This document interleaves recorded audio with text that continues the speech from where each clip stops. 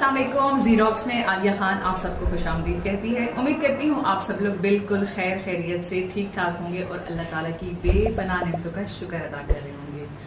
DHQ KD hospital में आज मैं मौजूद हूँ डॉक्टर नूर फराज के साथ, जो कि पिछले 7-8 सालों से तकरीबन साइकेट्रिस्ट हैं, मुख्तलिफ लोगों का इलाज कर चुके हैं। वो लोग जो किसी परेशानी में, किसी मुश्किल सिचुएशन में घबरा जाते हैं और एंजाइटी, डिप्रेशन या टेंशन जैसे मुज़ी मर्ज में मुब्तला हो जाते हैं। क्या वाकई ये बीमारी है? और अगर है तो क्या इसका इलाज मुमकिन है? और अगर मुमकिन है तो किस तरीके से? उन तमाम बातों को जानने के लिए हम बात करते हैं डॉक्टर फराज से। अस्सलाम वालेकुम डॉक्टर साहब। जी वालेकुम अस्सलाम। कैसे हैं आप? शुक्र अल्लाह का, बिल्कुल ठीक ठाक।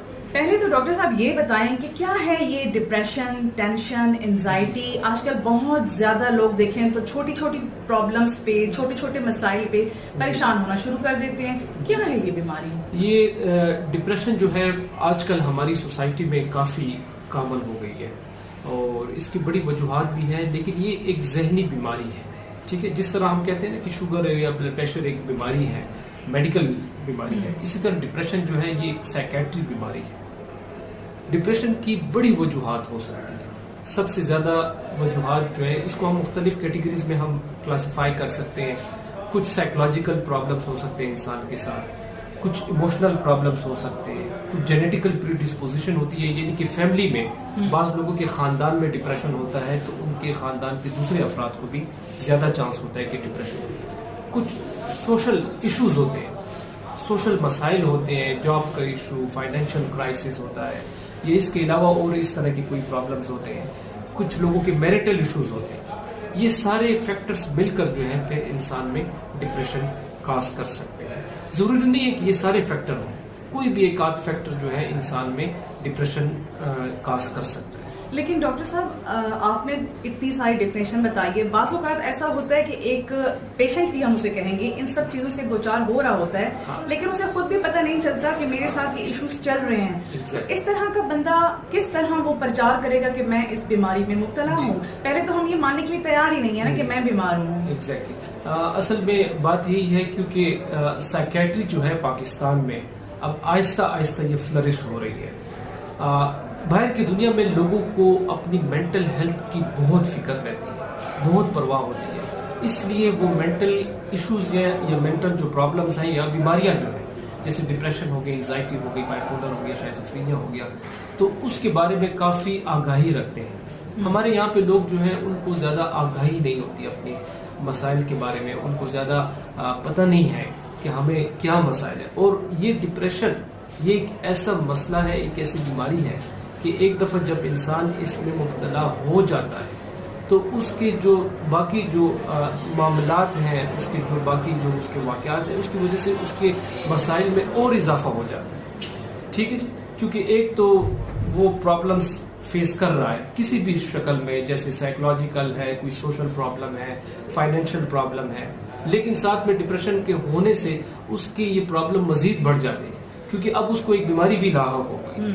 ठीक है, तो इसके बारे में अवेयरनेस का होना बड़ा जरूरी है। कुछ ऐसे अलामात हैं कि जिनको अगर हम टाइम पे उसकी निशानदेही कर ले तो हमें पता लग जाता है कि जी हमें डिप्रेशन का मसला है। और डिप्रेशन का मसला या डिप्रेशन की बीमारी जो है इसकी बरवक्त तशखीस बहुत ज़रूरी है और बरवक्त तशखीस के साथ साथ इसका इलाज बहुत ज़रूरी है, क्योंकि अगर खुदा न खास्ता इसकी तशखीस और इलाज वक्त पे ना हुआ तो इसके बड़े गंभीर किस्म के नताइज निकल सकते हैं। और अक्सर यही वजह है कि सुसाइड रेट भी लोगों में फिर ज़्यादा होता है उसका रेशियो।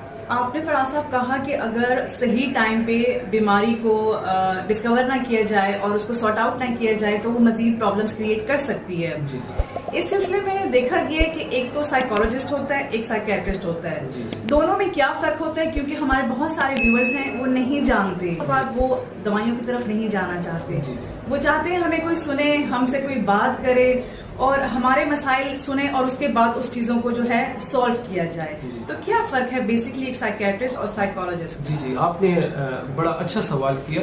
बहुत से लोगों को ये कॉन्सेप्ट क्लियर नहीं है कि साइकियाट्रिस्ट क्या है। दोनों जो है बेसिकली नफ्सियात की बीमारियां और नफ्सियात के मसाइल के हल के लिए जो है अपनी सर्विसेज प्रोवाइड करते हैं, लेकिन यहाँ पे एक बुनियादी फ़र्क जो साइकोलॉजिस्ट में है और एक साइकियाट्रिस्ट में है वो ये है کہ جو سائیکیٹرسٹ ہوتا ہے وہ ایک MBBS کوالیفائڈ ڈاکٹر ہوتا ہے، اور MBBS کے بعد اس نے اپنی پوسٹ گریجویشن، اپنی اسپیشلائزیشن جو ہے وہ سائیکیٹری کی فیلڈ میں کی ہوتی ہے. ٹھیک ہے جی، جس میں ہمارے پاس FCPS آتا ہے، ہمارے پاس MCPS آتا ہے، ڈپلوما آتا ہے، MD آتا ہے.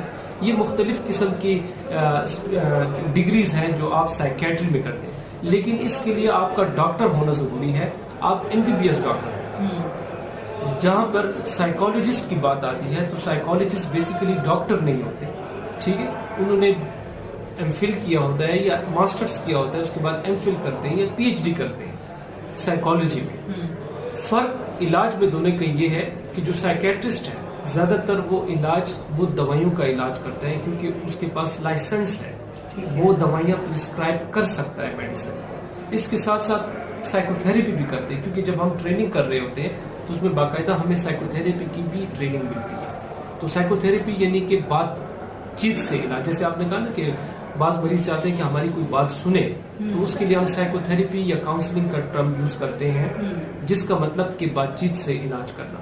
تو سائیکیٹرسٹ جو ہے مینلی میڈیسن سے علاج کرتے ہیں اور اس کے ساتھ ساتھ سائیکو تھراپی بھی کرتے ہیں، جبکہ سائیکالوجسٹ جو ہیں ان کو آئیڈیلی میڈیسن لکھنے کی اجازت نہیں ہوتی، کیونکہ ان کے پاس وہ PMC والا یا PMDC جس کو ہم پہلے کہتے تھے اس کا لائسنس نہیں ہوتا، ان کی رجسٹریشن نہیں ہوتی، تو ان کو میڈیسن نہیں لکھنی پڑتی بلکہ ان کو اجازت نہیں ہوتی. لیکن اس کے ساتھ ساتھ وہ کاؤنسلنگ کرتے ہیں، سائیکو تھراپی کرتے ہیں، سائیکو تھراپی سیشنز کے ذریعے جو ہے وہ مریض کا علاج کرتے ہیں. ان کے کچھ سیشنز ہوتے ہیں جو کچھ ویکس تک جاتے ہیں اور دوبارہ سے وہ زندگی کی طرف لوٹ سکتے ہیں. کیوں ڈاکٹر صاحب گھبراتے ہیں لوگ جب انہیں پتا ہوتا ہے کہ ان کے ساتھ ایک پرابلم چل رہا ہے؟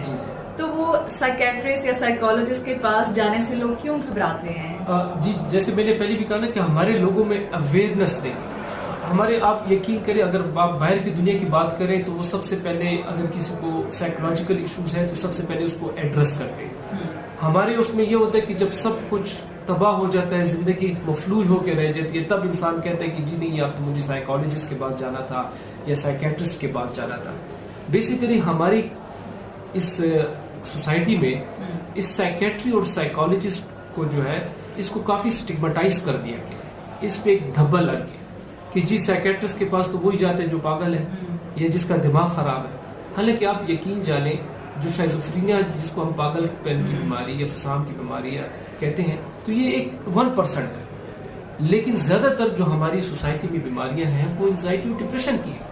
اگر آپ اسٹیٹسٹک اٹھا کر دیکھیں تو پاکستان میں کم از کم ہر تیسرا یا چوتھا بندہ جو ہے وہ ڈپریشن کا شکار ہے. آپ نے ڈاکٹر صاحب تیسرے اور چوتھے بندے کی بات کی، تو کیا اس تیسرے چوتھا بندہ کوئی اسپیسیفک کیٹیگریز میں وہ لوگ ہوتے ہیں یا نہیں؟ ہر فیلڈ کا بندہ یا ہر پروفیشن کا بندہ کبھی بھی لائف میں کسی بھی حالات میں کسی بھی سچویشن میں وہ اس ڈپریشن کا شکار ہو سکتا ہے؟ جی، میں نے جو یہ فگر آپ کو بتائی یہ بیسیکلی میں نے ایک جنرل کنسنسس کی فگر آپ کو بتائی، لیکن آپ کی بات بالکل درست ہے.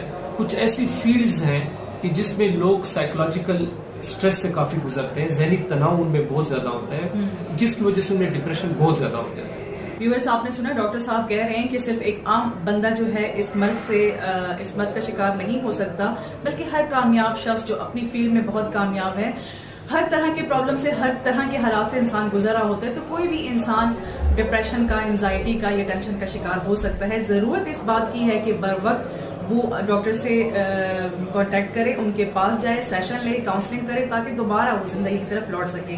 ڈاکٹر صاحب بہت مفید آپ نے باتیں کی، اور میرے خیال سے کہ میرے ساتھ ساتھ میرے ویورز کے ذہن میں بھی بہت سارے وہ سوال تھے جو میں نے آپ سے کیے. آخر پہ ہمارے پیارے پیارے ویورز کے لیے کوئی خوبصورت سا پیارا سا میسج دیں. میں یہی کہنا چاہوں گا کہ اپنی ذہنی صحت کا خیال رکھیں، کیونکہ WHO کی جو صحت کی ڈیفینیشن ہے اس میں وہ یہ کہتے ہیں کہ no health without mental health. اگر آپ کو کسی قسم کا بھی کوئی ذہنی تناؤ کا مسئلہ ہے، ڈپریشن ہے، انزائٹی ہے، ڈرگ ایڈکشن ہماری سوسائٹی میں بہت زیادہ ہے، اس کے لیے بھی علاج کے لیے لوگ سائیکیٹرسٹ کے پاس آتے ہیں. ٹھیک ہے. اسی طرح شخصیات کی بیماری ہے، پرسنالٹی ڈس آرڈرز ہیں، ایموشنلی انسٹیبل پرسنالٹیز ہیں، لوگوں کے ساتھ بڑے مسائل ہیں، میریٹل ایشوز ہیں لوگوں کے. تو اگر اس قسم کی کسی قسم کی بھی ایشوز ہیں، سائیکالوجسٹ کے پاس آنے سے نہ گھبرائیں، بلکہ ان کی مدد حاصل کریں, اپنی پرابلمس کا حل نکالیں, تو آپ کی زندگی انشاءاللہ بہت کمفرٹیبل اور بہت آرام دہ رہے گی. Thank you so much doctor صاحب, آپ نے اپنے قیمتی وقت میں سے ٹائم نکالا اور ہمیں موقع دیا کہ ہم جان سکے کہ واقعی ہمارے ساتھ جو پرابلمس ہوتے ہیں, ہمارے ساتھ بھی جو مشکل حالات چلتے ہیں, ان کا بھی حل ہے. اور اس کے لیے یہاں پہ بہت اچھے اچھے ڈاکٹر بیٹھے ہوئے ہیں جو نہ صرف آپ کو مشورے دیں گے بلکہ اگر کہیں پہ ضرورت پڑتی ہے تو وہ آپ کو میڈیٹیشن کی طرف بھی لے کر جائیں گے, اور اگر ضرورت نہیں پڑتی تو بات چیت کے ذریعے آپ زندگی کی خوشیوں کو دوبارہ حاصل کر سکتے ہیں. انشاءاللہ بہت جلد ایک نئے ایپیسوڈ میں آپ کے ساتھ ملیں گے. آپ کو ہمارا یہ ایپیسوڈ کیسے لگا آپ کے بتائیں گے, آپ کے بہت سارے کمنٹس اور آپ کے لائکس. تب تک کے لیے اجازت دیں.